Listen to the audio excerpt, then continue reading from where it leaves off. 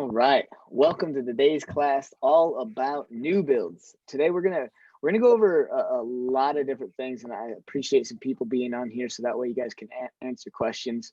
Um, New builds have been a very strong suit for my business in the last few years, especially with the inventory being as low as it has been. New builds have the inventory, and there can be a great niche and a great market, but I will tell you, there's a learning curve to it. So we're going to talk about how new builds operate. Not all, I guess to intro, new builds are businesses. Each company, think about them as building a similar product, but all having different business models behind it. And so there's nuances between all sorts of different builders. So we're going to go through the types of builders. We're going to talk about a few that I've had some run-ins with, good, bad, and ugly. We're going to talk about some different things to understand and know about the new build business model versus our buyer search.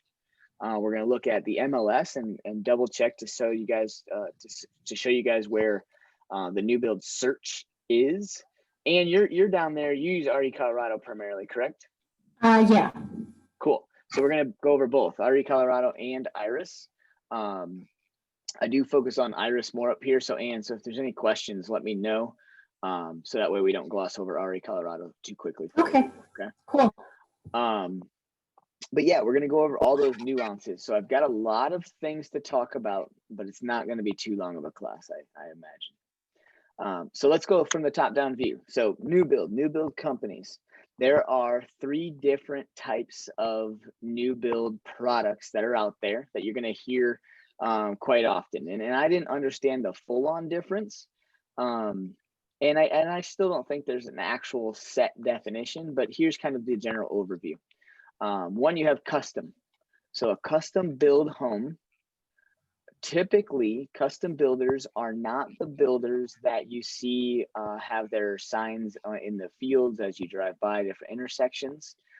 Custom home builders are kind of your local builder who really likes to build hopefully a quality product, but they like to build it as each individual product is a different art piece. Okay, so custom build, it would be the homeowner would basically decide where every outlet goes, where every light fixture goes, where every rail, banister, room, you name it, it's designed basically from the earth up in accordance to what the buyer is looking for. So it's 100% customizable and custom. These take a lot longer. These have probably anywhere from a 8-month to 2-year build time. Sometimes even more, depending upon what kind of materials you're looking to use and have brought in. So with a custom build, it's very similar. I've done a few custom builds. Not a lot of people can afford a custom build, or not a lot of people want to go through the custom build process. It takes a special type of buyer. I'll tell you, no matter how much money I ever make in this world and have the money to do or to create my own custom build, I probably still would not be the type of person to do so. I have no kind of creative ability in my head. And those custom builders really look for you to design everything, right? How big and how big and vast your home needs to be, the concept, the style. And then they kind of take those types of ideas from you, and then they work with an architect to actually design a very custom model or floor plan for you. There's different reasons. Like, so every single time I've brought a buyer into a custom build setting, they have this idea, and then the architect has limitations behind it. So for instance, if you want, your master bedroom to be above X, Y, and Z on the main floor and have it overhang at this direction and this angle and blah, blah, blah, the architect may say, look, to do that, I mean, anything is architecturally designed, but to do that, it's going to cost you just an extra $100,000 just to be able to support the home and the structure. So it gets very intricate. Custom builds, every agent that I know, it's few and far in between that we deal with it. Most of the time on our side of things, our buyers are looking for us to help them find the plot of land. And then you won't necessarily be too much involved with the custom side of things. I'm going to continue with some custom things here, but let's define some of these other ones. The next one is semi-custom. So this is one where you may have a builder that does custom homes, but for the people like myself that can't really envision or design or kind of think through all the nuances that I want in life, they have those products that they've done for other homeowners that they have already kind of a floor plan design, kind of something else that already makes sense, that they might have a video walkthrough for or some photos of the finished product that then you can semi-custom that home. So it's already kind of a general floor plan, and then you or the buyer would take and really look at making some of those tweaks. Sometimes you knock down some walls, sometimes you just add like a tray ceiling in there. I'm kind of pulling from what I see in you guys' background. Erica's got a beautiful tray ceiling there. She's got open, the open stair rail. Those are all different things that in a semi-custom build, you can kind of tweak and make your own. But for the most part, the layout in a general sense is very similar to like a floor plan that they'd put in front of you, okay? Then the last type, the one that we see most often, is our track home builders. Let me see what area. Yeah, perfect. And you can kind of tell. Did you guys design it, Erica? We looked at a couple of examples and then picked the one we liked and then took things out of that one that we liked. So the open rails is one of the things we took. The tray ceilings were already built into it. So yeah, there's a couple other things, but. Nice. So that semi-custom and track home builders, some track home builders, honestly, I would qualify or classify as semi-custom. Other track home builders, it's a track home. And what a track home means is they have a couple of floor plans and a couple of design features that you can do. And it's either a yes or no. There's no gray area. There's no talking about it. There's no negotiating about it. It's either yes, you can put lights here, or no, you cannot. So a track home builder typically has the quickest time to build, as well as usually a more affordable price point. Because they have kind of this track model, they know that they need framing packages for 4 different types of floor plans, and they need design features for 5 different types of cabinets. And that's about all you can choose from, but you can still really customize some of the features to make it your own and to design it. I'm sure that Erica's house, that living room that I'm seeing right now, if somebody else has the exact same model, it could look plenty different. They no tray ceiling, no maybe drop down lighting or can lights, maybe no open stair rail, different paints, different just design features all around, and decor that she has. So those are the 3 main types: custom, semi-custom, and track home builders. Track home builders are the ones that we deal with as a real estate agent, I would say on a more frequent front, simply because a track home build is something that the buyer can then go choose some of their floor plan, as well as maybe some of the design features such as countertops and cabinets and paint and rails. But that, well, I lost my train of thought. That build there is one that I would say a lot of us go to, or a lot of our buyers go to, because that can be on a traditional loan. So we also want to talk about loans in this video too. So a track home build, buyer will come in with you as the agent. You go to the sales center, you conduct kind of the meeting. Every builder has a different type of style to it. You execute contracts and they start building your home. You complete the home, and the buyer, once they sign over and have the paperwork for it, it's just a normal type of loan, as if they were buying a residential resale. Pretty much everything is the same. On a semi-custom or a custom build, traditionally speaking, the buyer will own the land and then have the builder build the improvement on the land, which means you would need a construction loan. A construction loan is a little different than a regular loan in that when you do a construction loan, the lender is basically giving money to the builder as the building process is going in.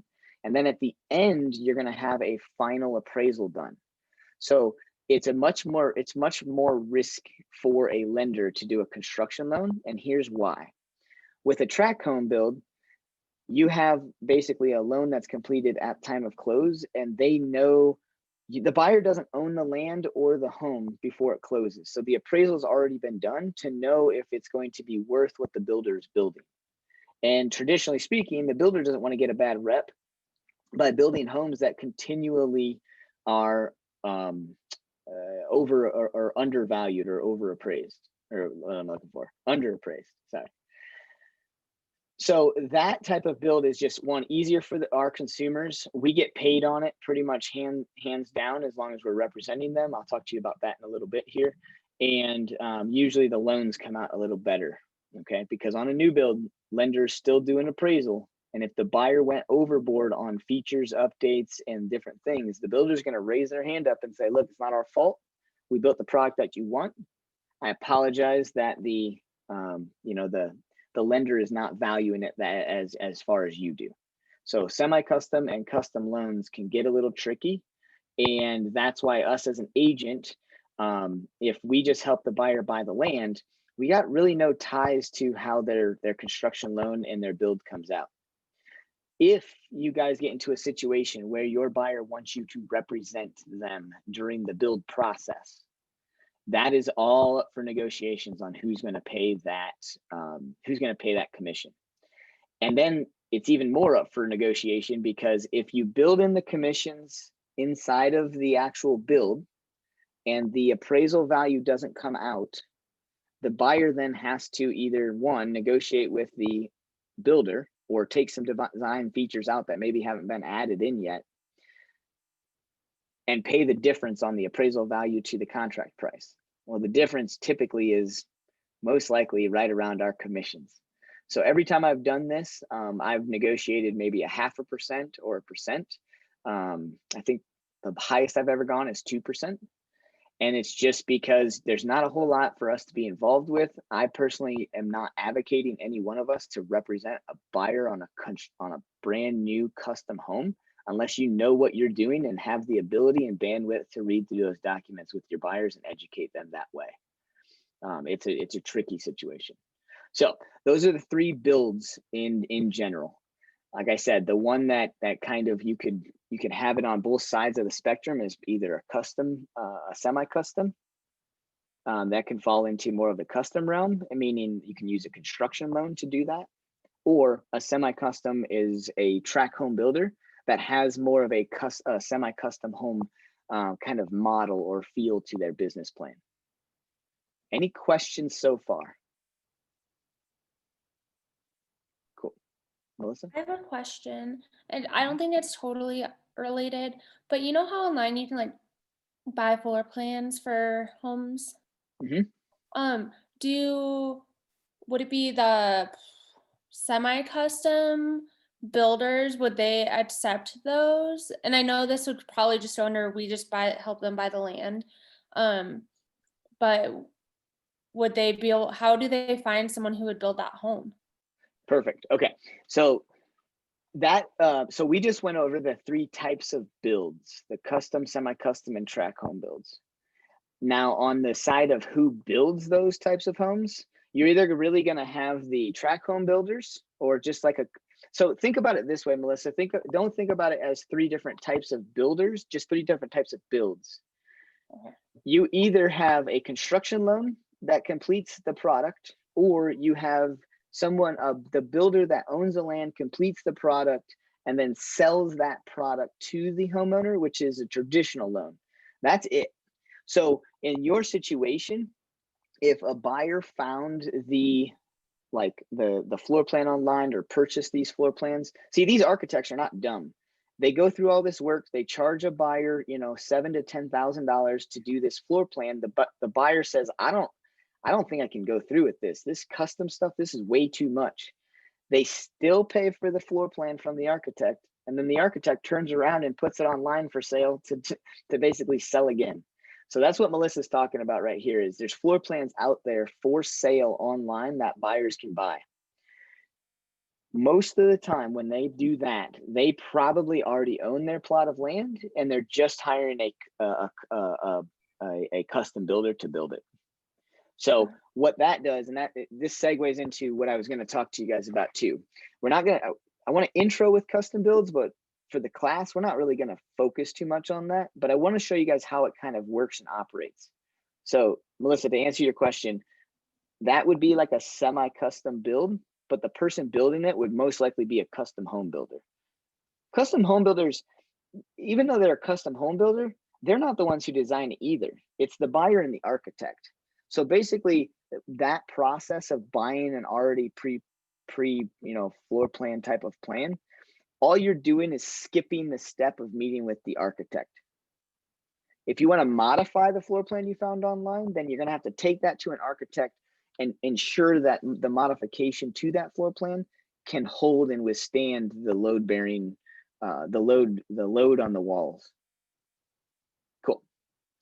So a custom home builder, or a custom build.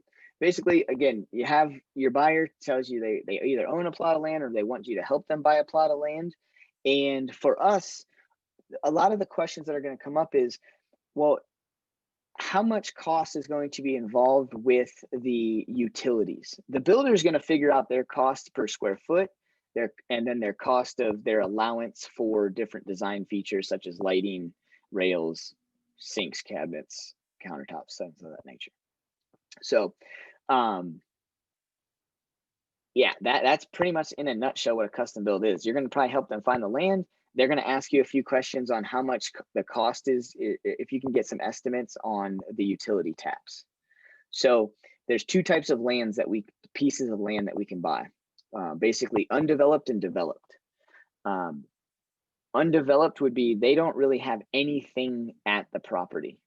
So there's water out to the street, but you actually have to tap into the main water supply for the area and actually tap off of that into bringing water into that lot, basically. So that way when the home's built, they can connect to it. Same thing with electrical lines and sewer lines. If it's a property out in, the rural area where there might not be water and sewer, then you're going to have to probably have a well test done to see if there's a well that can be dug, as well as kind of the position of where your septic tank can be. And so some of these utility placements are going to depict where the home can also sit on the land as well. Some of the other things that a buyer would want you to look into, which I personally, I'm talking about all this, I push this all off onto the builder. Sometimes the buyers need to know what are the setbacks and the easements on the property. So you have utility easements, you have setbacks on the property boundary lines, and within all of that, can you place the house where you want it to be on that plot of land, working around all of those other utilities and easements types of things, okay? So there's some due diligence in there. If you guys ever get down that road, just give me a call. We're not going to focus on it too much for this class, but most likely your land either has the utilities already ready to go, and the due diligence is done, or it doesn't. And that can make a huge difference on the cost of land. So whenever somebody says, hey, Caleb, I want to set up a land search and I want to buy a piece of land with an acre for under $100,000. The reality is we got to go deeper with that. We need to see if their $100,000 budget is just for raw land and they already have maybe $50,000, $60,000, $70,000 in cash to do the utilities, or do they want land and utilities for that $100,000?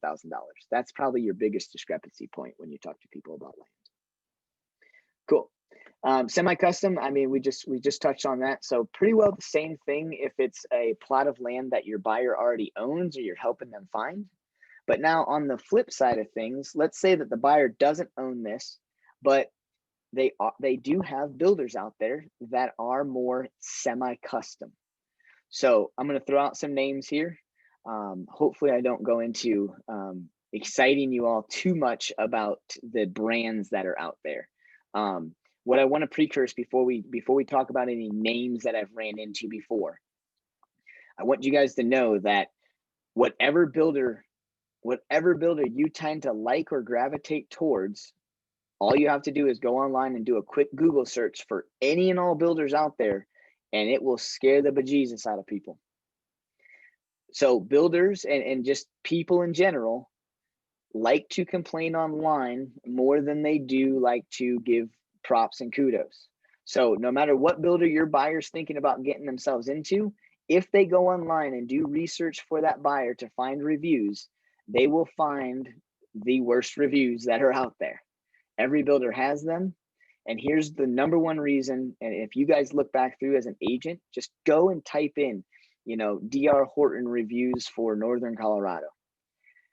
Most of the scathing or 1-star reviews that you see from people, if you read through, what it is you can almost pick up on they did not have agent representation, just explaining further about the process. I see it all the time. This builder is awful. We have a year warranty and they won't even touch my warranty claim. My concrete cracked about a fraction of an inch and they won't do anything about it. I scraped the wall coming in with my sofa and they won't come do the drywall repair. Like, it's crazy the stuff that people put online. And I promise you, if they just had an agent saying, look, that was your fault. You can't scratch a brand new home with your brand new sofa and expect it to be the builder's responsibility. And a lot of buyers will say, well, they told me it was a bumper to bumper. They told me if anything happens that I get it fixed. And what it is they probably didn't read through the documents. Are there bad times out there with or without an agent? Absolutely. But the other thing that you're going to hear new build reps say, you're going to hear me say, new builds are probably I think they are the last man-made product that we typically deal with. So you're talking about there will be error. There will be nuances. According to the floor plan, it could be, 10 foot 6 inches. But when you guys get into the home and your buyer measures and has this perfect armoire for a 10 foot 6 inch wall, and the wall measures 10 foot 2 inches and they can't put that armoire and that bed on the same wall, it happens. They can be off. They can have those variances. So just be careful when you guys have buyers. They need to understand it's a man-made product. Errors happen, things get corrected. And most of the time, if you take a new build buyer and they're complaining about this or that, have them go back to the place that they're currently living in, either the house they're living in that they need to sell or the place that they're renting, and have them go through and nitpick that home. Guaranteed fact, there are hundreds of different things in the home that they're living in that probably need corrected, but they get this impression and this idea that a brand new home is 100% just absolutely over the top, what they wanted, 100% done, and it's just not the way it is. And so if we know that as agents, we can set that expectation and we have a much easier time. Our buyers have a much better experience. And they also understand that as long as they submit their warranty requests before the 1-year warranty, it's okay if it gets fixed in year 2. It just needs to be requested during that 1-year warranty. So when we talk about brands, I want to make sure that we don't bash anyone too bad and we don't build anyone up too strong. Builders are a business and they have a model for different types of buyers out there. So semi-custom. The builder that I know around here that I would classify more as a semi-custom builder would be Toll Brothers. And the reason being is if you ever contract on a Toll Brothers home, that buyer can sit there for hours deciding different features and designs just on the structural nature of the home. And then they'll spend hours in the design center picking out the cosmetic features. So let me back up that a little bit. So when you're working with a builder, not a custom builder, but like a track home builder, one in which they own the land and they're building the product and then selling you the land and the product all at once, those builders will typically have 2 phases. This doesn't happen all the time, but 2 phases. One, at contract, the buyer has to make structural decisions. So for instance, the structural design of Erica's home right there, if she wants a tray ceiling, that usually has to be decided up front at the time of contract. But if Erica wants this, this new Moen faucet with a built-in light and a touch program on her kitchen faucet, that's not something that needs to be decided at the time of contract because it has nothing to do with the framework of the home. And then that's going to happen at the design center. So you pick out some upgrades or I say structural features at the time of contract. And then after you're under contract, maybe a month, maybe 3 months in, 2 months, that all depends. The buyer will go to the design center and actually pick out their features, paint colors, stain colors, cabinet colors, granite colors, you name it. It's like the color day. So like, for instance, granite versus Formica countertops has nothing to do with the overall structure of the home. It just has to do with what surface is being placed on this, 22 square foot cabinet or counter space. So that happens at the design center. Anything like that's at the design center, and anything that has to deal with the framework is in the structural phase or the contract phase. So semi-custom, that's why Toll Brothers is one of the bigger ones out there. They're a little bit more expensive. I have not sold a ton of Toll Brothers, and that's simply because they have a heck of a product and they have a lot of design features to choose from, as well as structural features. But they're great. I felt like they were great to work with. I mean, just like every builder, they have their strong sales reps and they have their horrible sales reps. Just like in our industry, right? We have agents who are engaged, that learn, that know the industry, that practice and try. And then we have agents that just get their license. And I mean, it's scary out there how many agents have had license for maybe 5, 6, 10 years and have done no more than 2 deals. So there's good and bad sales reps for all different brands of builders. But Toll Brothers, I would say, more like a semi-custom. You can't bring them your floor plan, but I will tell you, they'll knock down walls for you if it's acceptable to the architectural structure of the home. Then another popular one right now is Richmond American.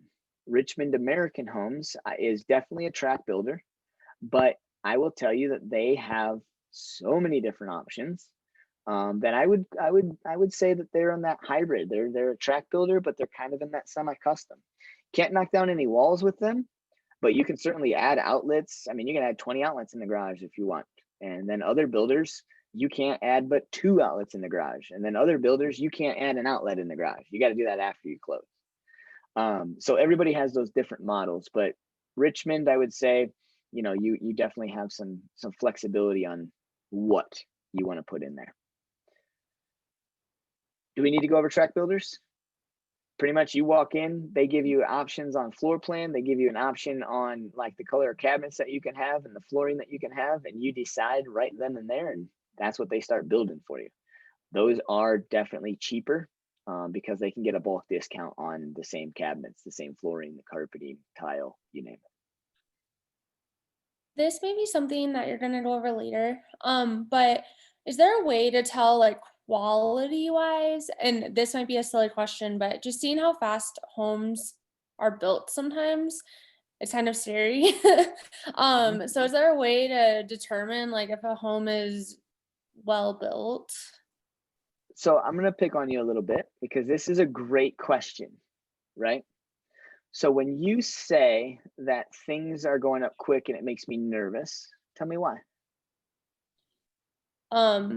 It just seems like it would be difficult, and I don't have any experience, but to build a home in like a couple of weeks because of all of the things that go into a home. So it just seems like the checks on everything, or I don't know, it just seems like it would be difficult to do everything you actually need to do to make sure everything is perfect before, or as perfect as possible in that amount of time. Perfect. That's a very common answer from buyers. Here's the way that I explain it. Yes, things are going up quicker than they ever have been in the new build world. The reason why is because they, just like every other technology out there, they've got it down pat to a science. The day that the framing crew is done and leaves that house, the next crew can come in and complete that. And the coolest part about builders is that they don't just hire one framing crew, one drywall crew, one plumber, or one electrician. The reason why they can save on time, Melissa, is because they no longer have the delays in the contractual world that they used to have. It's a very competitive market in the new build world for contractors now. The builders have figured out that the old mentality used to be, all right, I need the framing crew because they know my product, they know my floor plan, and that's who builds the best or does the best framing for me. And I want to make sure I pass that great quality framework to the consumer. And then same thing with my electrician, and same thing with my plumber, and same thing with my drywallers and my concrete guys and my siding guys and my window guys and my roofers. Here's what that's what they used to do. So in each community, you would only have a couple of different companies doing those things. But through technology, they realized that the blueprints got better, the actual systems and structure got better.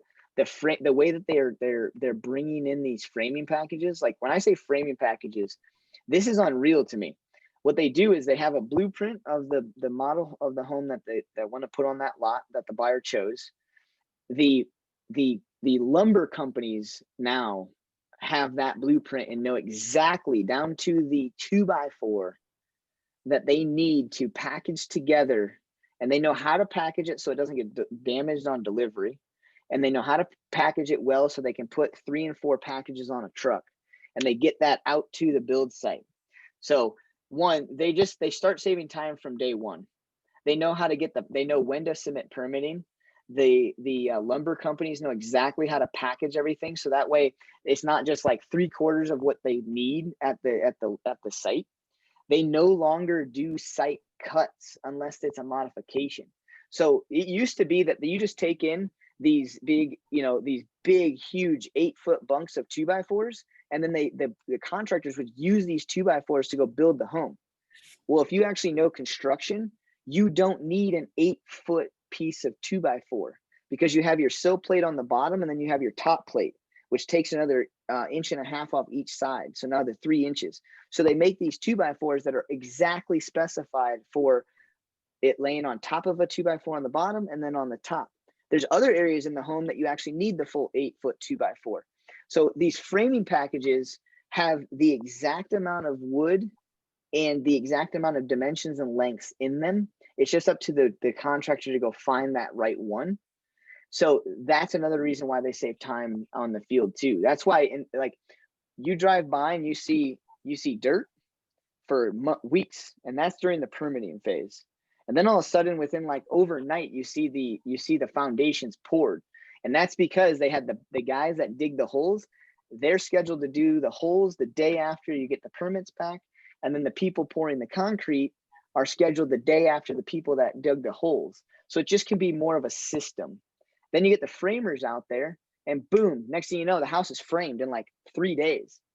It's because those framers, they no longer, if you take a look, they barely have any saws at the job site. It used to be they had table saws and band saws and all this stuff at the job site. You'd bring in the lumber, and then they cut the lumber to the exact specification that they need. Now the lumber's already cut for them. They just got to go and nail them up and follow the plan. So as you can see, we won't walk through the entire build process, but that's the number one reason why our brain says, wait a second, this is not quality built. Quality is when it takes months and months and months. And that's honestly, it's derived from the older generations. I mean, early 1900s, everything was hand lathe. You know what I mean? I mean, they didn't have pre-cut 2x4s. They had to hand lathe all of their 2x4s. So it's just like an automobile.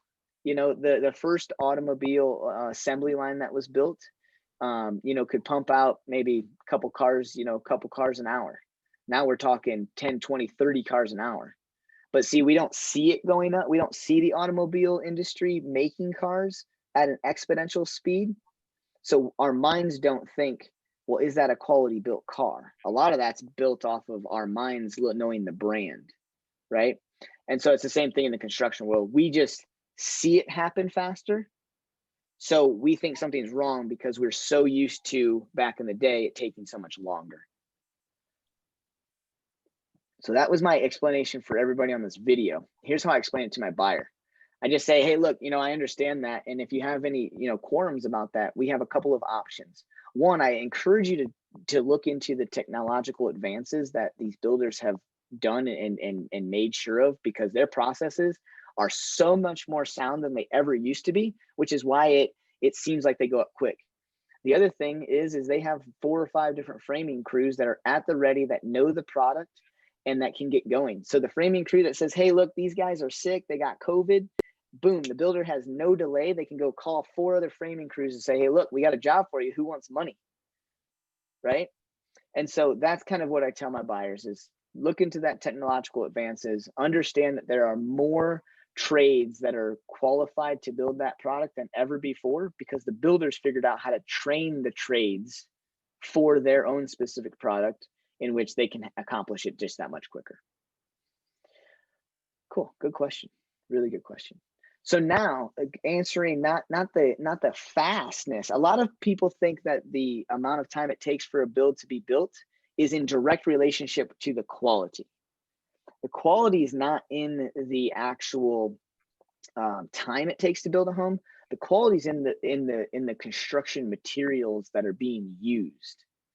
So right now in our world, we have heavy building codes.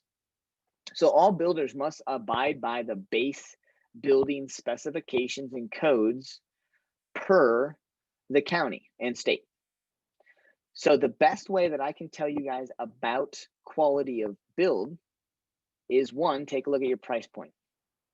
So if you have, or your folks are looking at a builder who is competing with resale prices, let me ask you, if you go to Walmart and you find a MacBook Pro sitting next to an Acer computer, there's one that has about a $600 ticket more expensive than the other. When we go to the store, we know. I don't even think you have to know because you see the MacBook Pro icon on the computer. We can just tell by consumers that if it's $600 more, it better be a better quality. So unfortunately, the opposite kind of happens in people's minds when it comes to build. They think, oh my gosh, I can get into a new build for the same price as a resale home. And that's your entry level price. Doesn't mean that it's the greatest quality. So to answer my buyer's quality question, I hate to say it, but if I have a buyer looking at the absolute base that a house costs, I'm going to let them know, look, your cosmetics are probably going to be shoddy at best. You're probably going to have to replace your carpet and your pad in the first couple of years. The laminate that they're putting down is probably going to peel and bubble if there's water that gets put on it. But as far as the overall structure goes, I would say the only big quality difference would be either exterior 2x6 construction or exterior 2x4 construction. So a lot of builders are moving from a 2x4 construction exterior wall to a 2x6. And so all that means is that it used to be, let me see the video. It used to be a 4-inch wide wall with obviously, your insulation, your drywall and all that to make it about 6 inches. Now they're about 8 inches wide. And that's because they use a 2x6 in the middle, which they can get better insulation value out of. Thus, obviously, 2 more inches of wood supporting a second story building is probably more structurally intact anyways. So when it comes down to quality, it's just like everything else in our consumer world, right? I can't see too many brands, but I've got Under Armour on and Caleb's got, Nike on. It's going to be different. You know what I mean? It's no different than clothing, but our consumer world, for some reason, doesn't think about that when we go and look at quality or builds. It's all about the price. Does that answer this question? It's pretty good. Sweet. So we know we have these 3 different types of builds, right? Custom, semi-custom, and track. Then we have 2 types of builders: the builder that builds for a person that already owns the land, and the builder that already owns the land, develops the land and develops the improvement and then sells it to the consumer. So now we've talked a little bit about like what we do and how we interact, but let's kind of walk through a couple of scenarios of basically a builder and some of the things that you're going to hear. And then I've got a list of questions that I want you guys to write down. This is what I try to ask every single builder when my buyer decides that that builder is in contention. So if I have a buyer going out and seeing 8 different new build communities, I don't ask these questions to every single sales rep, because if I have 8 different answers, by the time my buyers make a decision, I will have forgot exactly what that builder actually does. And then that's when miscommunication can happen. So I'm going to save these questions for a little bit later. Let's walk through and say, I have a buyer who wants to, maybe look at new builds. So first and foremost, I want to make sure that their search is set up in a manner in which will show new builds. And here's how you want to make sure we can do that. We'll go to RE Colorado first. Do you guys see Google or my calendar? Google. Okay, now RE Colorado. Cool.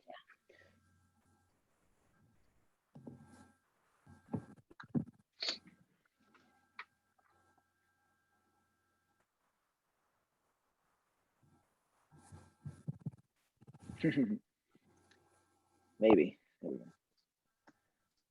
So for RE Colorado, when we're doing a buyer search, and we're not going to go into those specifics right now.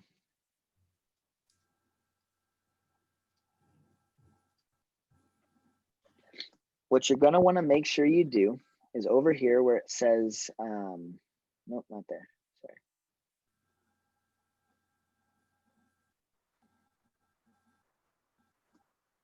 Oh boy, yeah, it's been a while since I've been in here. They changed up some of It's in the property subtype. Oh yeah, okay, perfect. I thought it was, and I saw Tom Home, and I'm like, no, that's not what I'm looking for. Yes, property subtype. So you would make sure that if you want a new build plan, you can do or not, and you select what you need up here. So new home community, new home floor plan, and new home spec home. So let's talk about those differences in RE Colorado. New home community, it's a track home builder community. And they're just saying, it doesn't matter whether it's already a home that's complete or a home that is already in process or maybe from the dirt up. It's just the community. Then you have the new home plan. This would be described as kind of what we were talking about before. Maybe the buyer doesn't yet own the actual land, but it's not this like big company that owns 100 different plots of land. It's just 1 acre. It's just a half an acre of land. But the seller is willing to sell the land either raw or with a new home plan attached to it. Meaning the seller will sell the land to the buyer and also allow the builder to build the buyer's home on the land before the buyer even owns the land. So it happens rarely, but I forgot to mention this.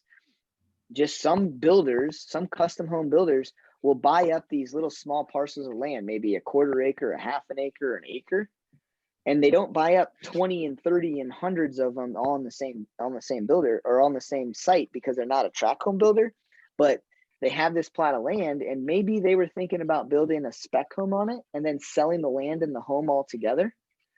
But before they actually build the home, they might sell the plan to build the home with the actual plot of land and then build the home for the buyer and then complete the home outside of a construction loan.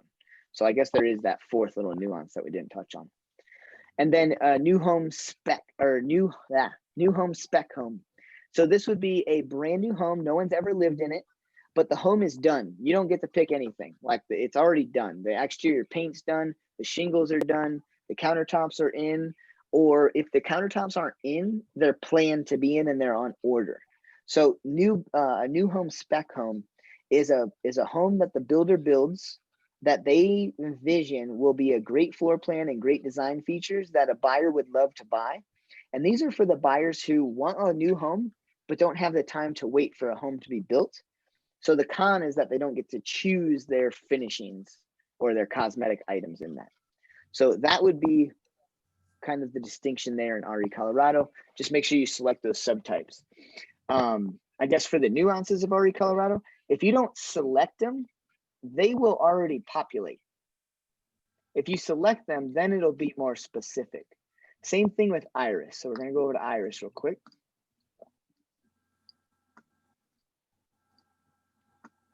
So when you do a home search in Iris, it defaults to including all new build homes.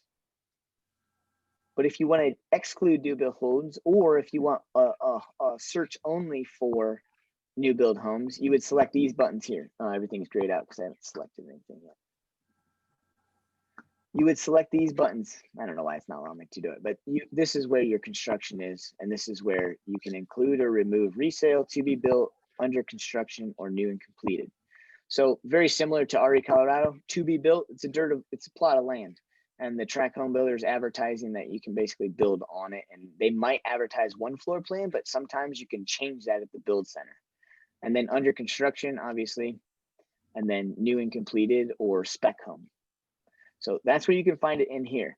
The reason why I'm not showing so much emphasis on this, on these MLS searches, is because we have to always remember a new build company is a business, and businesses like to make money. And the way businesses make money are they do not give the general public everything online. They want you to come in, and they want to entice you, and they want to intrigue you by their product that they can see. So it's very uncommon for a new build company to put on the MLS all of their available offerings. So most new build companies will only ever put on or advertise maybe 1 or 2 addresses with 1 or 2 floor plans. Understand that those new builds probably have double the amount of floor plans you're seeing on the MLS, as well as a different price point than you're seeing on the MLS. And by price point, what I mean is if I'm a builder who I have a product that I can sell in the mid to upper 400,000s, but the majority of what I build ends up finishing out at 550, 600, I'm going to advertise those lower cost plans that I have to get people into the door for the fact that they might buy a more expensive home. But if I advertise the more expensive home and other builders are advertising in the mid 4s, then that buyer may only go see those builders, even if they do end up above 500,000. So understand that builders do not advertise, and there's no mandate that they have to advertise all of their available offerings on our MLS. But where do we find them, Bruce? How do we understand who's building what where and what they have to offer? Before we go into that website, I'm going to tell you that I've never found a new construction website that has everything that's going on at that sales center. Even if you go directly to the builder's website themselves, you may find, the base price points, and you may find the models that they're offering, but you're probably not going to find on their website how much the lot costs. So I don't know if you guys know this, but some builders charge a buyer a base price for the actual home, and then they charge money for the plot of land, and then they charge money for all the design features upgrades.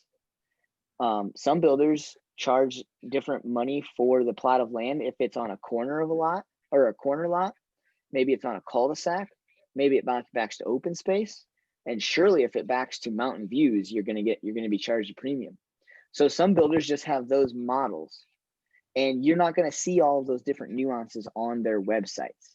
So each individual builder's websites can share a lot of information, but mark my words, they're not going to give you all the information. They want you to come into their sales office to find everything else that you can't find online. So a lot of time. Oh, go ahead. I'm sorry. Are you finding that a lot of the like track homes and stuff, you can find them on the MLS? Or, I mean, it used to be a long time ago that you had to drive communities to find out who was building there. But are you finding that they're doing much better getting in the MLS? So I don't know what you mean by back then, and I apologize. I've only been doing it for 7 years, and I'd say that that's been pretty consistent. Each new build community for that builder may put up 1 or 2 listings for that community, and that's about it. Okay. So yeah, it's a lot of driving. New builds are a lot of driving, but I have found one website that has been very, very, I guess, reliable. It's been reliable in the sense that it really is good at telling me where that builder is building and what subdivision they're building in, and kind of where they're at in the building process. So a lot of builders, you guys, they will keep their advertising signs up even if they have one house to sell. It's the model home and it costs $100,000 more than every other home that they ever sold. All of their advertising still stays up, even if they only have one thing to offer. So this new build site that we're going to jump into now is the one that kind of, you'll see it, if it knows the information, it starts to promote it. It'll say 8 left, 6 left. It'll say just starting, coming soon. I love this website. Like I said, it helps me as the agent understand who's building what and who's building what where. That's the hardest thing to figure out. So I like this website for that. But again, once I use this website to kind of map out where I'm going to go and who I'm going to go hit, I still can't trust any website, the MLS, the builder's website, or this website for all of the answers. But I like this website because when we get a buyer, I have never had a buyer that bought a new build come to me and say, Bruce, I know what subdivision I want to buy in and I know what builder I want to use. They always usually say, well, we're looking at new builds, in this city or in this area. Bruce, what's out there that we can go see? And I pretty much only need to get their budget. And then I go through this website and I try and find where they're at. So we're going to go with a little tutorial of newhomesource.com, newhomesource.com. Favorite it. It's on my favorites somewhere, should be.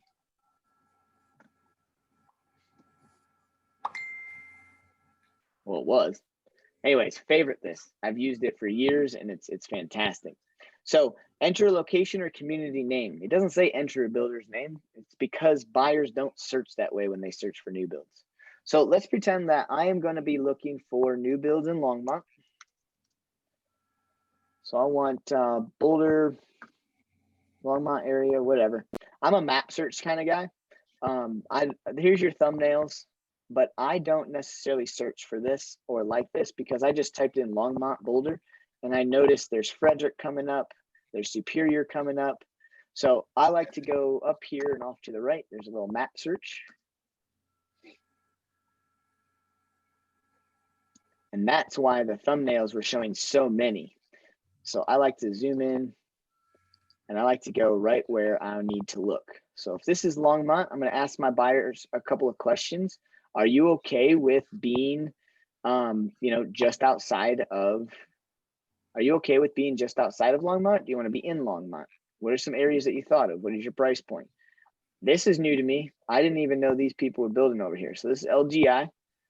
These are one of my least favorite builders in the fact that if your buyers go into an LGI community without you for the first time, they will not pay you a commission. Most builders will say that and enforce it, but LGI is one of those ones where I've seen people absolutely kind of walk through an LGI product.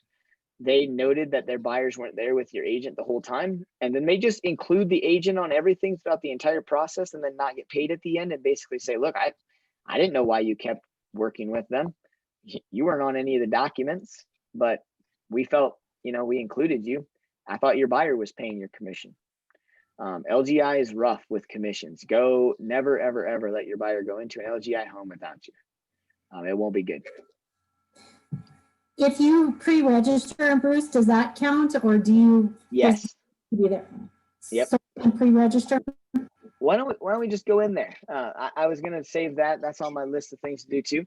So with every builder, you can go into their website. Not every, I should say, but most builders, you can go into their website and somewhere, shape, or form in that website, there's what Ann just said is a pre-register. So you can go in and you can register your clients through the builder and mark you as the representation. And that is what is called procuring cause. So as long as your buyers haven't gone into the sales rep before you registered them online, you're the procuring cause in the builder's eyes. While we're on this touchy subject, and this is touchy, there are some builders that absolutely love real estate agents who pretty much your buyers. I mean, I've done a couple with some builders where I didn't even know my buyers were looking at new builds. The new build rep calls and says, "Hey, your buyers say you're working with you. I'm sitting down with them right now. I know it's Sunday afternoon. The sales reps literally say, I hate to bother you, but your clients want to go under contract, and I just want to make sure you're okay with it. Do you want to just DocuSign the documents online and I'll tie you to the contract?" Like, sometimes it's that easy, but mark my words, with DR Horton and LGI, it is not like that.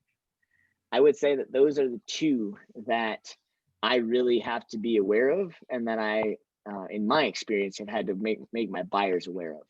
And then you also got to understand that these builders are running on thin margins, because LGI and DR Horton around here are typically the cheapest builders I can find, meaning they don't want to pay agents commissions because they're barely making any money themselves. Anyways, good call, Ann. You can pre-register your folks online. Questions around that? Do you know if I pre-register them like with Richmond American Homes, does that cover every community that they build in? Great Okay. call. No, it does not. It only covers the community that you registered them up for. Okay. I guess here's what I would tell you. Register them for all the communities that you can. I would say that there's got to be at least one builder out there that would recognize a registration at one community and know that you're attached to them if they bought in another community. Okay. For the most part, yeah, it doesn't blanket the entire nation. Okay, so here's our new home source. I had no idea that this builder was building right over here off of 119. So let's see. Let's see what this has to say. The other thing I like about new home source, if you guys noticed up here, it actually will pull up different tabs, helps you kind of navigate and figure out what's going on. So where's this guy at?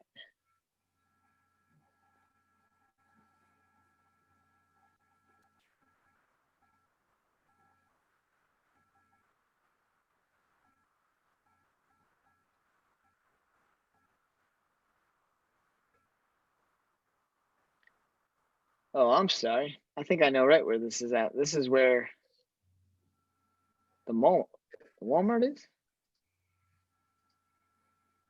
No. Yeah, anyways, I had no idea they're building up here, guys.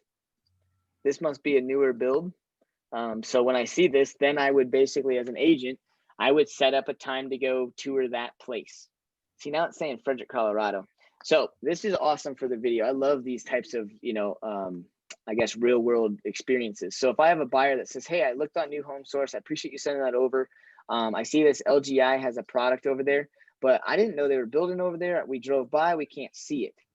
How do we, look at that?" Well, right here, the Community Sales Center, Frederick, Colorado. I don't believe they're building right there. So I would take this. I would just go to Google and figure out where the heck this is at. I'm going to guess that it was placed wrong in the map. Oh no, Longmont, Colorado. Home builder in Frederick. Let's see what this says.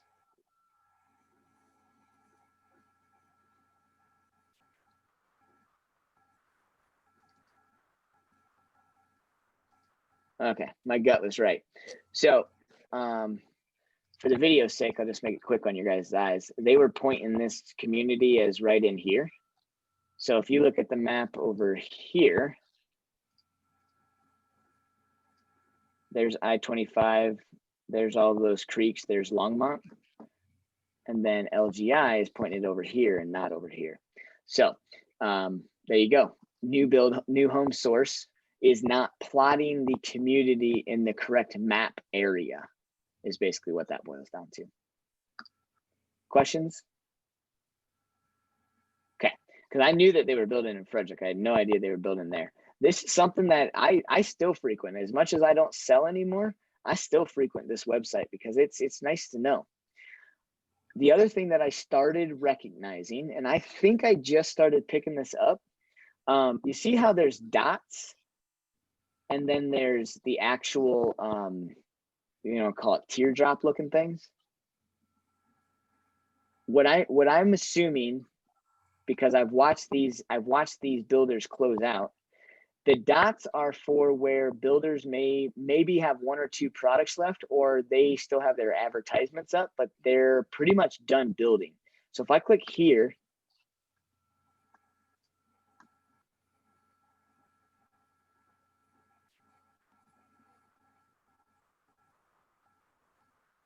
very small local builder.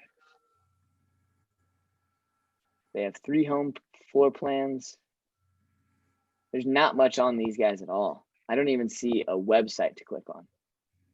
So in my experience, those dots have not been those dots are not necessarily an active new build selling community. They're either sold out, or maybe they're just getting started. I'm not 100% sure, but if I got a buyer that's looking for homes right now, I'm going right to these guys here. Then there I know for a fact they're actually building. So you can use this, and then this way you can map out your search. You can just hover over it. You can see price points. I love that, this home search site actually has their starting points and then their ending points, because so many of these builders, I bet you Lennar, if you drive over in this area, they'll probably advertise, or on their signs will say starting from the upper 700s. But currently they're selling anywhere from basically the 900s to 1.1 million. So another reason why I like this website. Any questions about this? I think we've kind of gone over all the nuances, but once you click in and you actually have that pull up and hit view homes, this will actually take you right to their website. I'll find it somewhere.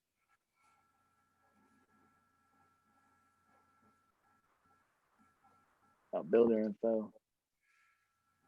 You passed it. Yeah, where's the website button? Right, go up a little bit more. Up. Right there, on the left. Oop, down. Do you see under highlights? Oh my gosh. Yeah, thank you very much. But yeah, like Melissa said, it's right there. This will pull open the builder's website and go straight to that community, Somerset Meadows. And so it's just an awesome source. My buyers end up loving it. They end up not being so super biased on one builder or another.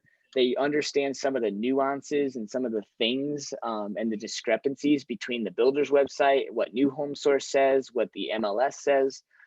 End all be all, guys, get your buyers in with you into the new build center. I think that's about all I wanted to show you here. So we'll wrap this up. So we set up a buyer, we got a search going. We're looking for homes for them. We pick out our communities that we want to go to. Either on New Home Source or the builder's website for that community will be their hours of operation. With COVID, I would say that 95% of all builders are they're really giving you some tude. I just was out with some buyers the other weekend, and I got a lot of tude for walking into these building centers without an appointment set. I tried to set as many appointments as I could, but the reality is when you're out with buyers and they're like, oh, shiny sign says houses are for sale at like $100,000 less than what we want. Let's go see those, Bruce. I'm not going to say no. So with or without an appointment, just go and knock on the door. They should accommodate you since they're in the world of sales. But right now during COVID, you're going to get mass amounts of tude if you don't have an appointment set up. Well, I found too that sometimes they don't have enough sales reps, so the model home's locked because they're showing in their place within the community. So, and that's the other, yeah, exactly. That's the other thing with new builds right now. They're keeping their model homes pretty much locked up because they don't want to leave the sales site to go show a buyer something and then have 4 or 5 different parties inside of the model home. So they have to abide by COVID rules and have only one person in and out of model homes at a time too. Just different things of that nature. With COVID, set up the appointment. I'll be honest, I try and already set up the appointment anyways before we get out there. There is so much time wasted over chit chat in new build sales centers. If you go to a new build sales center and they have a decent selection of, floor plans in your buyer's price point, expect to be there for at least an hour to an hour and a half to 2 hours. My gosh, some of those sales reps, I mean, they want to build rapport just like we all do. They will sit there and talk to your buyer for 10 minutes about their life, about the sun, about the weather, about everything before they even start talking about houses. So I always try and do myself a favor of calling all the reps and all the building places that we're going to go see builds at, and set the appointment, give their rep, kind of the preliminary search criteria, put together a packet. And then here's what I always do too. I say, hey, look, we're going to be seeing several things today. And I'm going to say this to every builder. Can we just kind of, when we get there, can we just kind of get right to it? Because we're going to see a builder before you as well as after you. And if we're late to your appointment, it's because we had somebody else that wasn't prepared for us. Would you do me a favor? And would you have some of this stuff ready? Because these buyers, and I say this whether or not the buyers are like this, these buyers really want to get through a lot today. Just set those damn sales reps up for the experience too. Otherwise, they will take your entire day, because they know if they can set you down and they can capture your buyer for 2-3 hours, they just eliminated you from going out and seeing another builder. The other thing that they do, psychologically speaking, is if you start to get builders that sit there for an hour, 2 hours, your buyers start to think that every sales center you want to take them to is going to take that long. And so then they stop going to the ones that they should go to. Let's talk about commissions. Let me make sure I don't record something stupid here. Commissions work a little differently in the new build world as well. Any questions thus far? I want to end on commissions here and then answer any questions you guys think of. But so far, where are we at? Any points of misclarification? Okay. So commissions. Builders will pay our commissions on the track home builder side. On the custom build side, like I said, it's the wild, wild west. Most custom home builders, they don't really ever have agents that tag along, or if they have, they basically have a line item right in their purchase agreement that says, look, buyer, you're paying your agent's commission. We can just build it into the total cost of the house, right? I mean, that's the way it typically is anyways, right? If a buyer's selling a resale home and the seller's paying the buyer's agent's commission, they probably price the house in accordance with being able to pay for it and understanding what their net is going to be, right? On a custom home build, I've never had them not force it down my buyer's throat that I am weaseling my way into a commission, and that it's a line item separately. It's fun and it's a challenge for me for sure. But if you guys ever get into the custom builder rep, just don't expect a commission. And if your buyers absolutely want it to, you kind of have your buyers go to bat for you to get that as a line item on the build. Track home builds. I will say this is one that we don't really have to worry about, if we're getting paid or if we're not. The only time you have to worry is, one, like Ann said, if we don't pre-register our clients or go to the rep or the build site with them. So the building world, and this is a good resource to understand too, and gonna go to their website and understand it. There is a builder council. There's a builder realty council. Basically, it's like realty versus builders that kind of have this council to help us all work together and understand some of the nuances. In that website, it somewhere in there, it says the builders have the right not to pay a buyer's agent commission if the buyer's agent is not the procuring cause, and also can be recognized as not the procuring cause if they do not walk in with their buyers during their first visit. After the first visit, most of the time you register your buyer can go back and relook at the model without you and do all that stuff. But that first visit, and especially the first visit and then the contract visit, you need to be there unless the builder gives you authorization to do it from DocuSign at home. If you're there, so if you comply with all of those fronts, right? You have a buyer's agency, you go to the build center with your buyer, pre-register them. Then traditionally speaking, you don't have to worry too much about a commission. What you have to worry about is what percent is the commission? What percent is it on?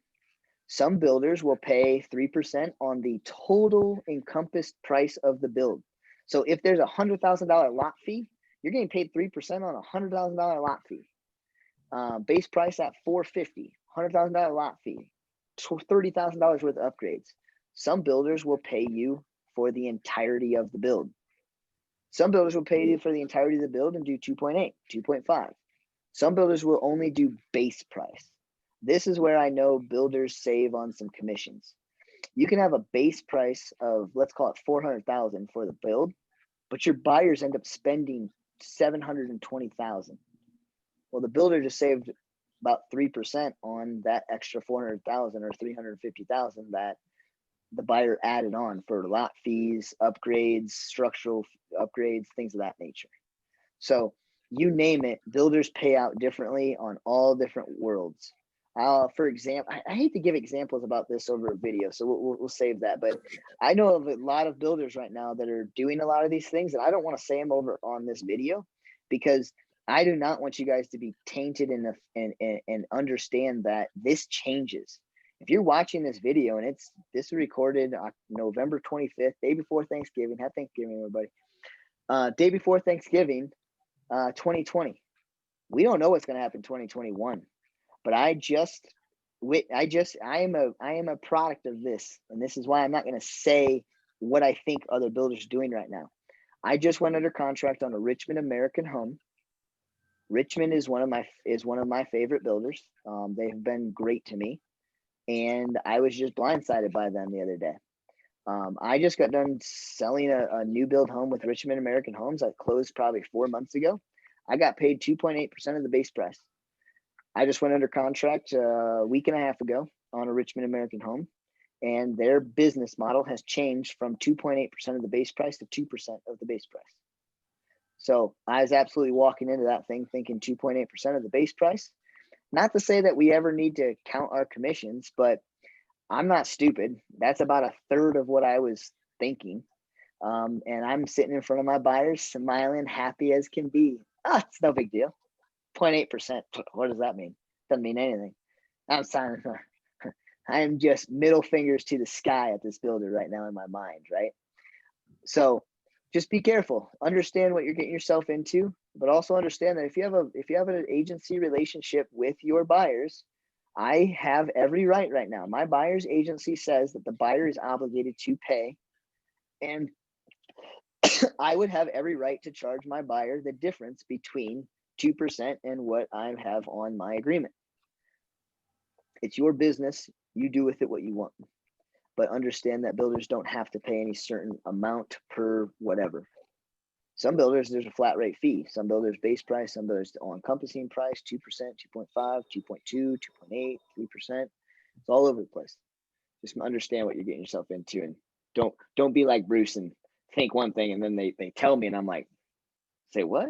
No, I said, I think that's a mistake. She goes, no, I saw that you were already in our system and that you just sold a house with us. It actually changed since then. And I was like, oh, fantastic. This is like our third time back. This is the first time you mentioned it. And I'm smiling. I'll sign, no problem. So be careful. It's fun. I love new builds. It's pretty easy. You know what? That's not the end of what I have to say. I want to share some more experiences with you guys. New builds can be very easy. There's a reason why a lot of the consumer world goes out to new build communities and buys without us. It can happen and it's possible. Just like a buyer doesn't need us on the buying side, they can go call the listing agent and go buy the home from the seller. Just like a buyer can go walk up to a house that is not for sale and knock on the door and say, will you sell your house? No agents involved. New builds are the same way, and new builds are pretty easy for us. And that's why even at 2%,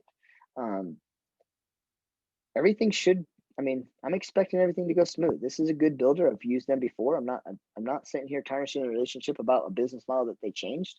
They have a decent product. They treated my customers well in the past, and I'm going to roll with it. I would say the number one reason why we are allowed to be attached to a new build and why you want to enforce this is use this example. This is the number one reason why, and this is the number one reason why all of my buyers go with me to new builds now. I had a buyer go under contract on a build, dirt start.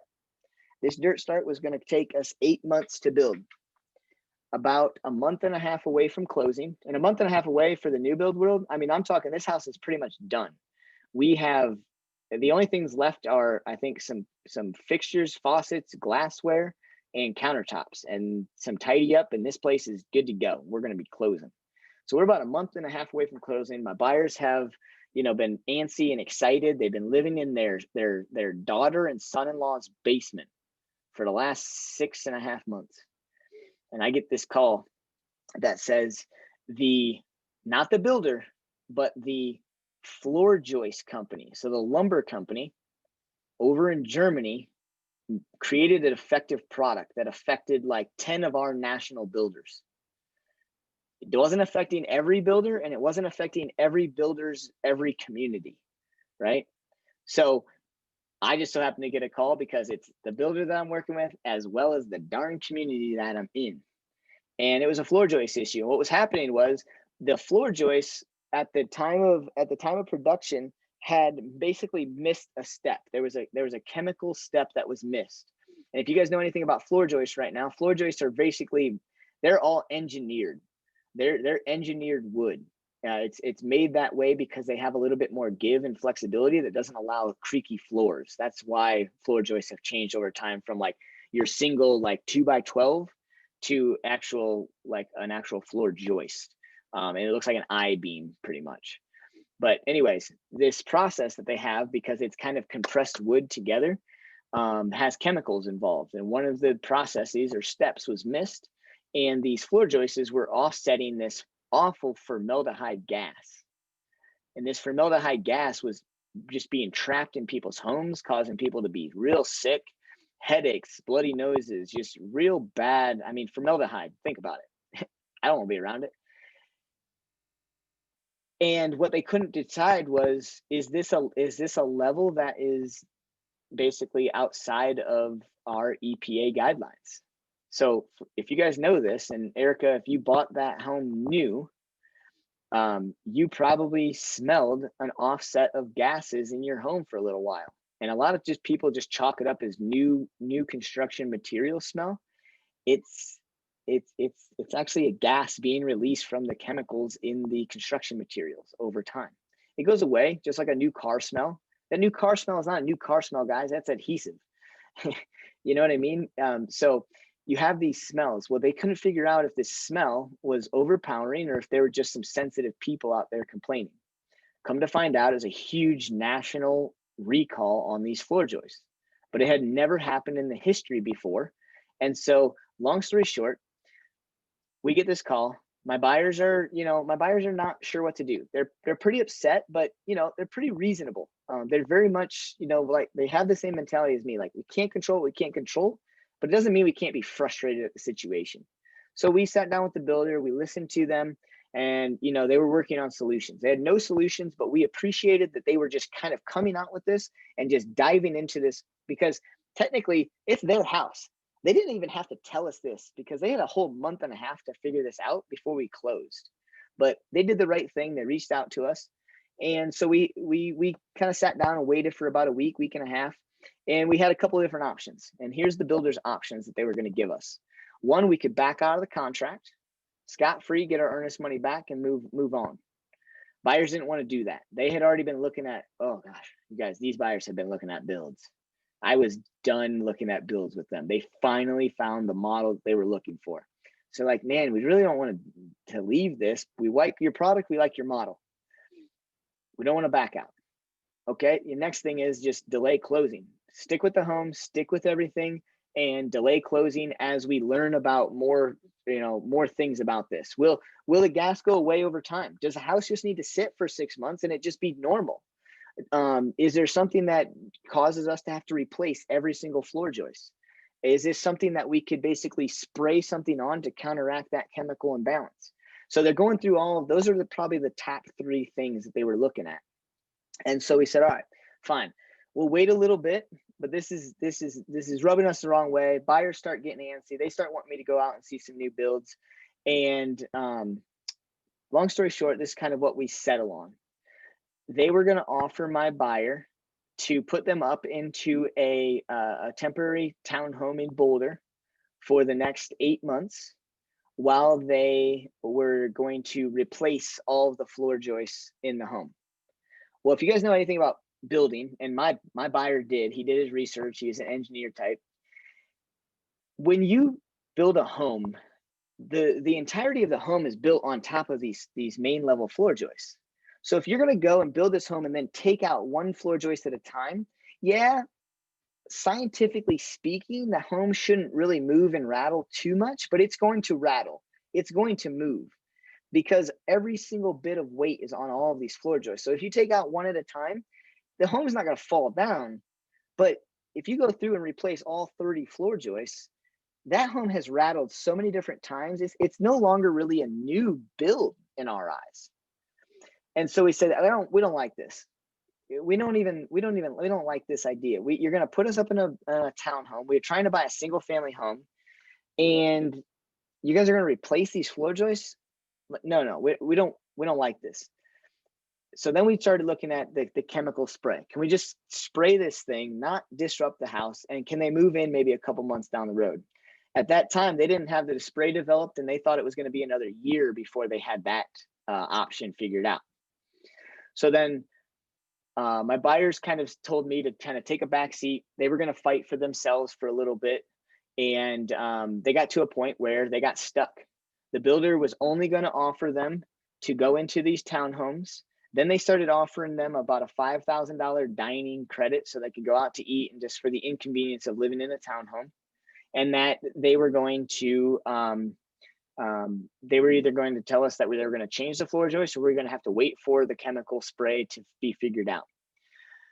They beat their head against this builder for a couple months. I got on the phone with the builder and I said, this is just unacceptable. You're telling them they got to go into a townhome. You're telling them they got to do this, they got to do that. And this isn't the product, but they don't want to back out. So can we do anything else? And then I started dawning on me. Why is the builder the only one coming up with these solutions? Where's the floor joist manufacturer? So I start calling both. I start calling Weyerhaeuser, the floor and joist company, and I start calling the builder. And I start figuring out if both parties are willing to do something for us.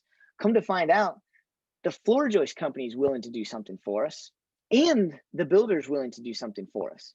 So I tied them all together, and here's what we ended up negotiating. After I was told no 3 different times, my buyers got a check, raw cash check for $30,000. We changed our lot to a different lot, and they were going to start the build up from the earth up. They waived all and any sort of increases in price with lot premiums. We basically went from one lot to another, and this was, I'm telling you, it's like 7 months after. Base prices went up almost $20K by this time. Lot rent went up, but they agreed to have us build on another lot. It had better views, higher lot premium than what we were in before, and they still gave us that price. I don't know who the money came from, but between the builder and the flooring joist company, they got a $30,000 check, and they said, we know what it costs to rent a house around here. This should cover you for about an 8-month lease, even a 12-month lease if somebody forces you into that. You guys go pick where you live, and this should cover your living expenses. My buyers thought that I was Superman. And I didn't do too much, guys, except for I just know that in a world of business owners and people that actually, the business is what wrote the check, right? It wasn't the person sitting at that desk. So I know that people hate their own mind. If I'm a headache to them, what's easier? To deal with me week over week asking the same questions, or to just make something right with my clients, have them build the home and get off with it. I ended up having to go through and messaging on LinkedIn, the reigning supervisor for all of this builder for all of Colorado. And they got back to me. I was stunned. But do whatever it takes. But that's what we're representing. That's what we represent our buyers for, is those one-off issues. A lot of times it goes swimmingly, but it was amazing to see. My buyers were defeated. They were ready.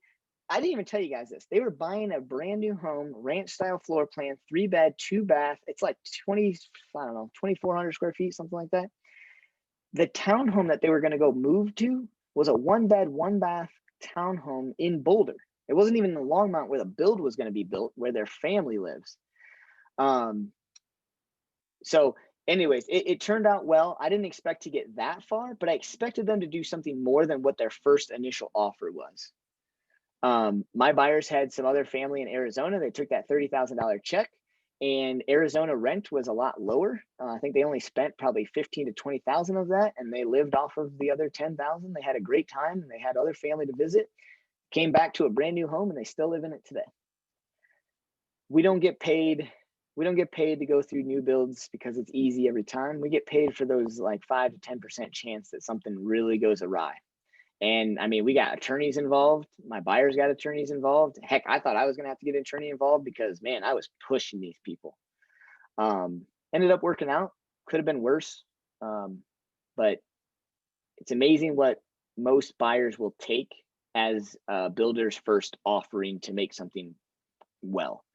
You as the agent, I want you to recognize that that's just a question. Their first offering is a question. It's a negotiation point. It's just like when a buyer says, I want to go in at $30,000 less than list price, but Bruce, I'm perfectly fine with settling at about $15K under list price, right? The first offer of $30,000 is not the buyer's end all be all, and it's not the builder's end all be all either, typically. Cool. Questions about new builds, the nuances, the different things. Come on, I got it here. I didn't give you guys the secret sauce. The 5 questions, I don't even know if 5, but the questions to ask builders when you go into, so this is when you have a buyer who is looking to contract with that builder. Like I said, I only ask, maybe if I'm out with a new buyer, I only ask the builder they're going to contract with, or maybe the top 2 builders that they're thinking about contracting with. First question is, who pays for the title commitment and the title fees?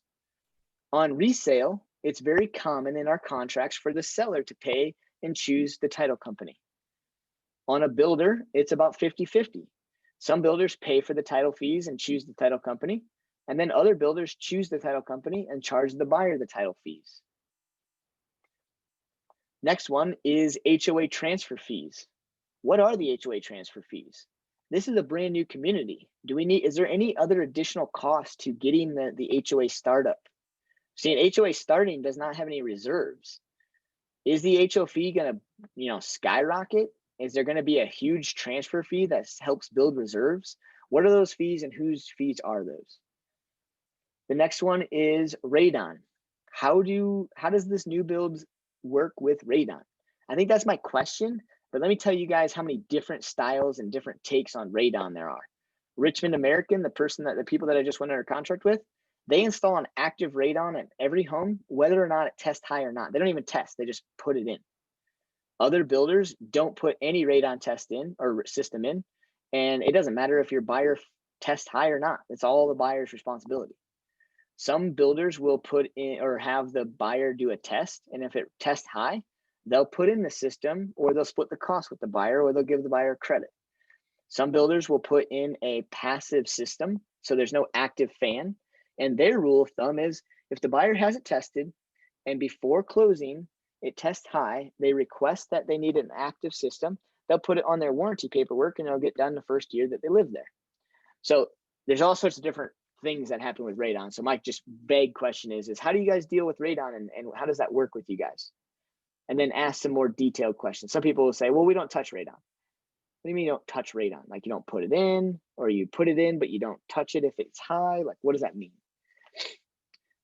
Next question is, are you in a metro taxing district and what is the tax rate? This is not a metro taxing district class, but if you guys don't know what that is, go look it up, go find a class. You need to know about metro taxing districts. I personally am not that well versed on them to probably teach a class at this point, but call me and ask me any questions you want. I do know, I would say 90% of the ins and outs, but not enough to have a full bore class on. What another question I ask? Yeah, how long do you guys have to build? What does your contract say you have to build my home or the home? Some builders will build the home and their contracts will say, yeah, we're going to build the home within the first year. And then if we don't, because of outside influences or weather or whatever that means, we're gonna be able to release the buyer from the contract. Other builders have a 2-year mandate in them, basically saying, hey, look, we don't care what the world does. If it shuts down for a year and you can't get into your home, we still got a whole another year to build your home. Sorry about your luck. It's just something for your buyers to hear. It's something for your buyers to know. And if you ask these questions to a builder, your buyers definitely think and understand that you're the professional for sure. I always tell my buyers too, look, no matter what the response is from that question, understand that the builder doesn't get your money until they close. Because they're a business, they're not going to delay this build process for 2 years if they can help it. This will be completely out of their control. And chances are, if it's very worldly and very much out of their control, it would never hold up in a court of law if somebody held their earnest money due to a national disaster or things of that nature. Right now, new builds are putting riders on their contracts with the COVID, saying, look, we know we're in a national pandemic, but buyers choosing to go under contract on a brand new home during a national pandemic, that earnest money is hard. So just be careful. And I mean, the last thing, it's not a question for the builders, but you're representing your buyers. And we do not know contractual law with the contract for the builder. We can only help our buyers review it. We can only kind of ask questions around it. We're not necessarily the person to interpret it. If they want, just like our contracts say, the buyer has a right to hire an attorney or a tax advisor to review. It's the same thing on a new build contract. So we'll end with that. New builds, primarily speaking, I'd say 95% of the time, you're going to be using a new build contract versus our commission contracts. I guess I have another point.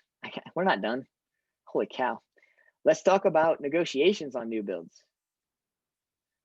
The price of a new build is typically the price of the new build. There's not a lot of, new builds are very strict with their price. It has to either be a corporate price reduction on all fronts or some sort of like weekend sales incentive. The way that we typically, or the way that I've been most successful negotiating with new builds, is to have them include freebies. So instead of saying, okay, the base price of the house is $448,900, we want to reduce it by $5,000. Most builders, instead of reducing it by $5,000, are more likely to add, a free refrigerator, free window treatments, maybe some fencing, maybe some backyard landscaping, maybe a washer and dryer. Maybe instead of painting the house, like a white, they will do one color for free in the design center. Maybe they'll give you a concession at the design center to upgrade the cabinets. That's what you guys are going to be most likely able to negotiate with a builder, not price. Sometimes you can negotiate price. Don't get me wrong. It's not a bad question to ask. Just don't be like Bruce. Bruce got his first new build client, never took a new build class. Buyer says, how does this work? I said, we go look at new builds. What do you mean, how does this work? And they say, well, who determines the price? I said, well, the seller, the builder. Like, can we negotiate that? And I was like, of course you can. All I've ever heard was everything's negotiable in real estate. So I walk into this new build and I'm all, so what can you guys do on price? And the new build rep's like, what do you mean can do on price? We're going to increase this. We're going to increase price on Monday. Like, this is a do now or pay $5,000 more on Monday type of situation. And I was like, nah, that's not how this works. Come on now. That's just a gimmick. He's like, no, here's my email from corporate. He slides his computer around and it's like, yep, new build prices are going, or base prices are going up by $5,000 on Monday at noon. I'm like, holy crap. I look at my buyer and I'm like, I apologize. And they're like, yeah, no problem. I had no idea how this works. And I think they bought that house. I'm not really 100% sure, but don't be like me. Now you guys know some ins and outs. Now you guys know some nuances. Understand that price can be negotiable, but In my experience, you are more likely to get a free AC than you are $5,000 price reduction, even though the AC only costs $5,000, or they would charge the buyer $5,000 for it. I'm sure it cost the builder maybe $1,500. Questions, comments, concerns? Sweet. I have a question, sorry. Nope, go ahead. I've heard of agents going through new builds with like a checklist to kind of like an inspection and to identify anything that maybe needs to be fixed before they close on it. Is that a thing? So I don't. We can touch on that a little bit. This is not the exact thing for every new build, but I think I can explain it in a very overall view. Throughout the process, some builders will invite the buyers back for what they call a pre-construction meeting. So some builders will get the permits done and then figure out exactly where the house is going to lay on the land, bring the buyers in and say, hey, we just want to double check everything that you signed on the contract is everything that we are planning on doing. Is this still right? We're going to get started. Here's kind of the layout and here's the timeline now. Then they'll bring them back in for maybe what they call a pre-drywall walk. All the framing's up, the electrical's in, the plumbing's in, and this is where buyers can take a video throughout the house and understand what's going to be behind the walls. So that way when they sheetrock, they know exactly what's behind there. So a lot of buyers that are hanging pictures and, you know, maybe notching out medicine cabinets after the fact, they can go back through their photos so they don't hit those plumbing lines, electrical lines, things of that nature. So at different phases of the build process, different builders will invite the buyers back at some of these different intervals. More commonly speaking, you're going to have probably 2 walkthroughs before closing. One, I'm going to call it the long walk, the preliminary walkthrough, or the orientation walk. This one is like 2 hours, 2 to 3 hours. They go through the home and talk to the buyer about how the home operates. They show them all the functions with the appliances, the mechanical systems, furnace, water heater, water shutoffs, all the things that homeowners need to know about and locations of their home. And then they'll take another hour or 2 and go around the home and do what we call a blue tape walk. And that's where all the buyers kind of pick out what's wrong with the home cosmetically, as well as what's not right. So if Erica has her home and you know, her and her husband have their plan picked out and their plan calls for a tray ceiling, and they walk into that home and they see just a flat ceiling, they're going to call that piece out. So it's not just a cosmetic issue now it's a bigger issue. Mark my words, if that were to happen, I'm going to guarantee that Erica is going to have in her background a flat ceiling with a price reduction off the home. Because that's a structural thing, they're not going to take down the home and redo it just for a tray ceiling. They're going to negotiate with you on price and not fix it. If it's the wrong faucet, wrong countertop, wrong cosmetic at the design feature, they're going to fix it. The only way that they don't fix it, guys, is if they, like a lot of times when I see issues, it's because there was something that was on order for so long that went discontinued, and the contractor was like, I don't know, I can't remember what this house was supposed to have, and they just throw tile up on the wall. Then they'll try and talk the buyer into kind of accepting that upgrade, and typically it's an upgrade. Every time I've had like an issue with level 1 granite, the builder will put in level 2 if they can't find the actual piece. But if it's structural, Erica is going to be sitting there with a flat ceiling and just a little bit lower price point. So you go through this new build walk, you go through and you detail out everything that needs to be fixed. They will usually fix about 95% of the stuff. This is really good to hit on. This is where you got to set your buyer's expectation. 95% of the stuff will be done at the time of closing. There's going to be another 5% of things that didn't get touched up, didn't get the paint, didn't get ordered, didn't get installed right. Maybe got installed but got broken. You name it. Those things, the builder does not, if the builder gets what they call a certificate of occupancy from the county or the city, it means that the home is habitable. If the home is habitable, you can't delay closing just because they still need to come back through and repair the broken window. It's part of your warranty at that point. So like I said at the beginning of this video, you can see all these scathing reviews online. Chances are, if you read through them and you actually know how new builds work, it's probably a review that should have never got posted online because the buyer didn't read through their contracts. So 95% complete. I set that expectation with my buyers. And then after that, they move in, everything, all the other stuff that didn't get fixed goes basically into the warranty department side of things. So that's walk number one. Then sometimes builders will have walk number two. You walk through the house 15, 20 minutes to verify everything is fixed. And then you will go to closing. Some builders just do the orientation walk and then you just go to closing and you expect the home to be 95% complete. And then everything that didn't get complete, buyer puts on their warranty claims. In the state of Colorado, you guys also look up all of this stuff. Some of this stuff's time sensitive, but right now, the state of Colorado has a 6-year foundational warranty built into its consumer statutes. So builders have to warrant a foundation for at least 6 years just by state law. If a builder goes under, it's harder to, go after a builder that's bankrupt. So a lot of times I want buyers to go under contract with a builder who's got some financial backing, who actually, has been in business for a while.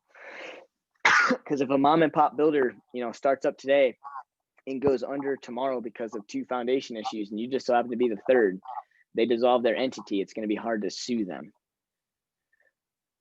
So state statute is 6 years. Most builders will do a 10-year, but not all. Most builders would do a bumper to bumper 1-year warranty, but that's for workmanship and craftsmanship that they did. That's not for you and your lawnmower shooting a rock through the window. That's not for the couch sofa or the couch arm that got, punched a hole through the wall either. It doesn't even include normal wear and tear. It's just builder defects and builder workmanship for 1 year. Sometimes builders have a 2-year mechanical warranty. Anyways, maybe your last question on your list, and I don't normally have to ask this question because builder sales reps will this is just what they promote themselves on. Ask what the warranty is. That's a good question to ask, but most of the time those builders are just going to tell you. Erica, do you want to share anything with us from your experience? I don't know if it's just a brand new home that you actually designed, or did you have any issues with, experiences with? Is anything that I'm saying wrong or true or indifferent? No, everything you've said has been exactly my experience. I will say having an agent was like the most important thing we had throughout this entire process. We invited her to come with us on all of our walkthroughs, and she was pointing out like joist issues and things like that we never would have noticed otherwise, and got those fixed for us. Our builder's been really good. I don't know if I didn't ever look up reviews online for exactly the reason you said, because I was like, I don't need to be scared away from my own home. Yeah. And we were pretty set on the model and the company and the location and everything before we even started looking at other builders. I looked at Richmond. They were our second choice, but they were a little out of our price range. So we ended up going with Oakwood. I was going to say, I can't recognize fully, but that's either Lennar or Oakwood. Nice. It's Oakwood. We're in Thompson River Ranch, so we're kind of down by where they're building that school. And they did I guess it's a warranty, but they partner with a company that does like. Is it 210? No, I can't remember the name of it. It starts with an S, but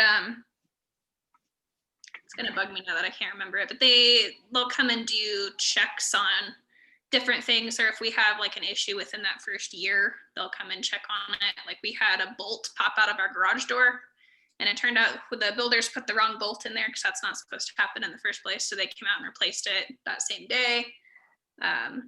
Since we're first time buyers, they said they would also, like if we had questions on something and like house upkeep, they would kind of coach us through that. So they helped us with that bit. We've had really no issues.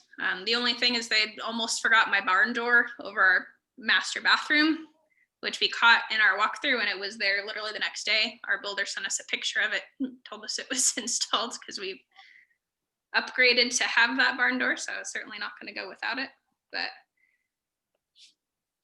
yeah, they've been good. So I don't know. Nice.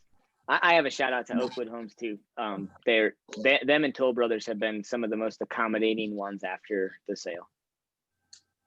Yep. They gave us a $25,000 incentive package when we moved in, so that kind of just sealed the deal for us. We were able to get granite countertops in our kitchen for nothing, and we went with like I guess it's like an 8-foot countertop. It's the biggest counter I've ever seen, so Nice. we didn't have to pay for most of the granite on that, which was awesome. But Nice. No, thank you for sharing that. Anne, were you about to say something before we end? Well, I was just gonna say, so we've had a couple homes built for us personally. And so I always tell my buyers when they do contract that, to make sure that they're out at the home periodically, just watching for stuff.